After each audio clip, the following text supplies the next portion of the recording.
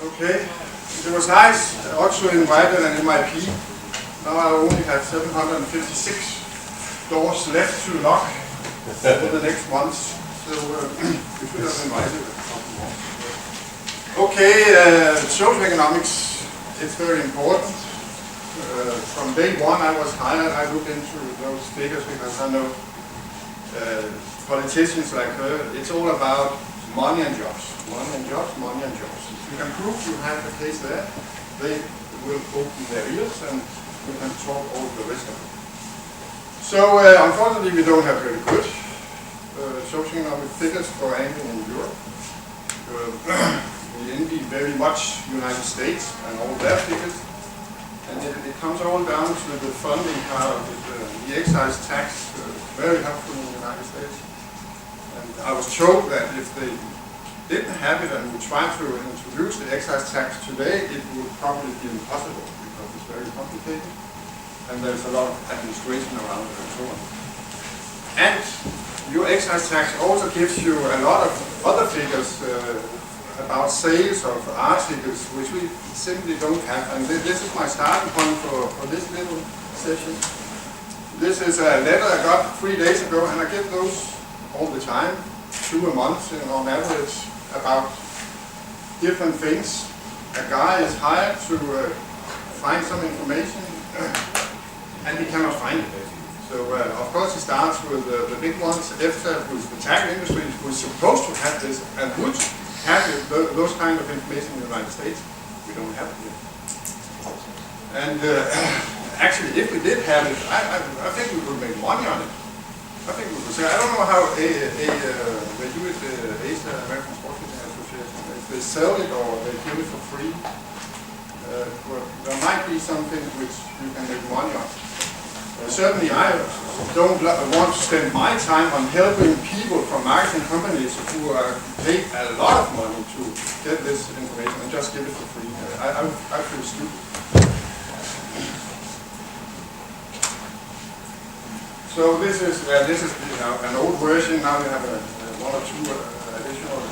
They do it every 5th year. But when I started with this, I called Noah or this wild fish if they could send me a packet of those records, and I got a big thing, and I still have some of them. And then I distributed them to everybody who was interested to tell them this is what we want in EU as well.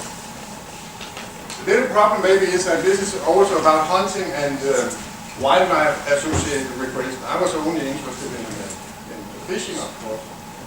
So, but it might be a way forward for us to team up with the hunters and bird watchers and others, simply to get the funding we need. This is products you can find or buy or have for free in the United States. It's incredible, so much information you can get easily in the United States. You cannot find half of it in Europe. So we try to lobby for doing this pan-European study. Back from 2004 we started with this. There was a call from the framework program, research program in EU, and they have a lot of money, multi-million thing, and we tried to sell this idea. The problem is that it was built on 2 pillars, and as often happens with recreational fishing, we don't fit in anywhere. We are here and there and both places and so on. So it was a very hard sell, and in the end we didn't get the money. But we made this little primer so we had something to start talking about. Nobody says that this should be the final version, but we needed something to start to do the talking, and this was it. And I gave this, I nicked this from, as I told you yesterday, I attended a thing in Barcelona about tourism.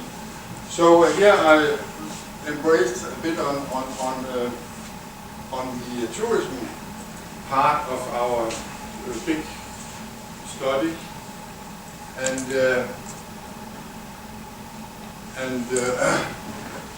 talk about that, so we have, we talk about 2005, that's very ambitious, and you know it costs a lot of money. The UK sea angler study, that was 2,000, how much you had 2,000 respondents, I think. Cost a lot of money, but now we actually do have some prices from UK and Denmark, what this costs in reality, so I couldn't put proper figures on the price at the time, but I think this is something we should do now, so people know what we're talking about. Now we are lucky because the EU is 28 member states. When we started lobbying this, there were far less member states to share the cost for such a study. So if you look at it, if this was something to be done every 50 years, divided by 28 member states, some kind of allocation key, big countries pay more than the small ones, I don't know. But in the end, if you look at it from an annual budget perspective, it's not very much money. But still, it's a hard sell.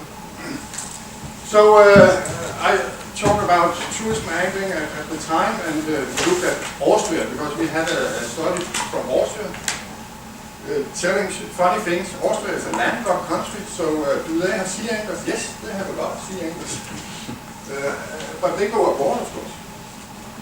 So, and that was a surprise to many people. And this is things which can be revealed in the socioeconomic study. Where are they? Where do they go? And that. And then it goes into tourism, and you can start with your marketing around it, and you know where the anglers come from.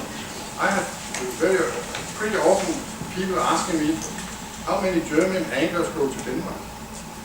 I don't know. Ask Denmark, ask Germany. Why do you ask me? But those kind of figures, they cannot find it.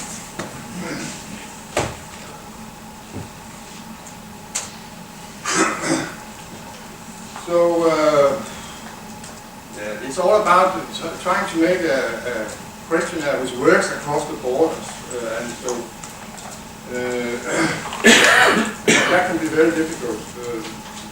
But we use this Austrian thing and study, and I think most of it could be copied to other countries, and we will have some interesting answers. One thing here, we talk about anglers and families. Before I forget it, we talk a lot about engaging young anglers. I think we have to broaden it a bit, because if you have the family as a segment, target segment, then you both get the youngsters and their parents, which very often are lapsed anglers. So maybe when you talk about engaging the youth, you should as much engage the parents, make a family thing out of it.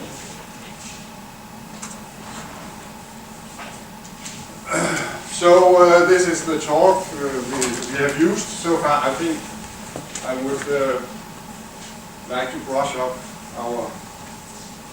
the way to speak about this now. Maybe I should do a new up-to-date thing of this.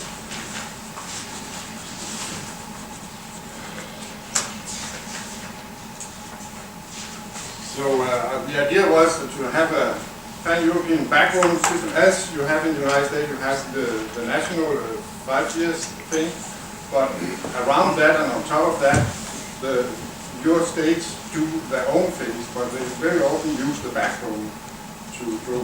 And if everybody has a backbone, then it's also kind of cheaper to broaden it into more specifics. So the great advantage with the socioeconomic study is that you do it in the same time span within the same 2 years, and that alone makes it kind of comparable across the board. For the time being, we have a lot of national studies using different terms and methodology and different years, and there you miss some information which you could get if it had all been done at the same time, same kind of methodology and so on. So these are the arguments we used at the time. I could find more arguments today. So the main thing is that we need funding, and how do we do it? Maybe the Nordic Council can help us. This is only a handful of countries, and if they can find a way to raise funding across the borders, I'm sure I can sell it to the rest of Europe, and that this is a way, one way we can do it. So that would be very helpful if we could kind of conclude that the Nordic Council should live into it.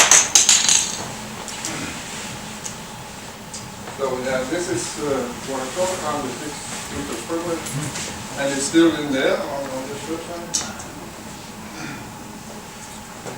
And it's not about only about socioeconomics and the socioeconomic study. We actually also need those very basic data, like as I told you, articles. Where do you find out how much is sold of this and that kind of angling tackle in Europe? You cannot find it, but how can we make sure that this data is available?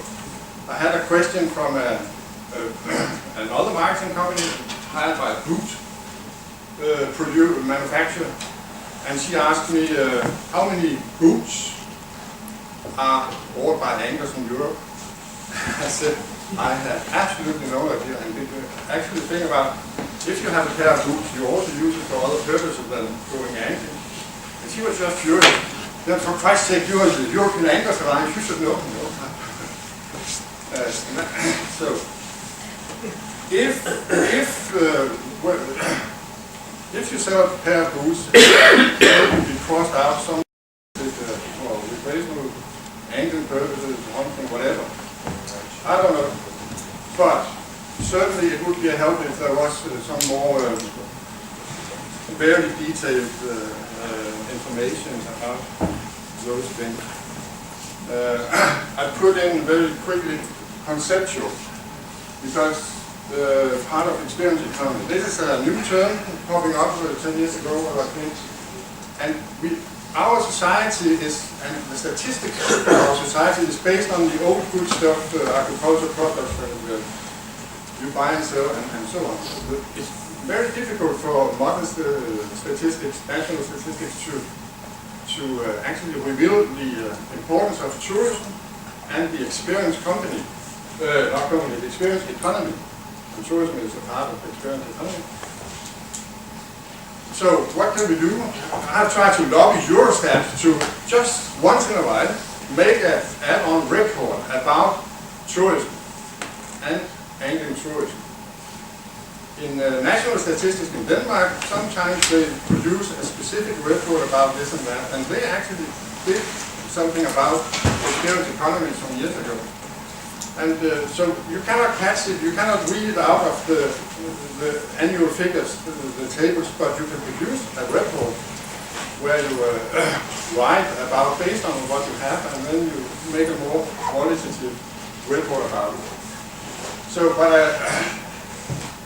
I think we should try to lobby those statistic institutions to show more interest. Yeah, that's all I have to say.